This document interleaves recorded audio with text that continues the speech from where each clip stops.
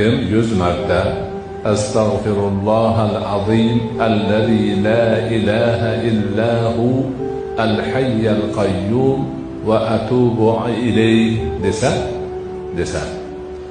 Demek o'sha odamni dedilar Rasululloh alayhi vasallam, gunohlari agar urushdan qochgan bo'lsa ham kechiriladi. Urushdan qochish, vatanning himoyasidan qochish eng katta gunohlardan hisoblanadi. O gunohni kechirilishi qiyin. Lekin mana shu narsani 100 marta ixlos bilan aytsa, o'sha gunohni ham kechirilishi bor ekan. Bu degani nima degani?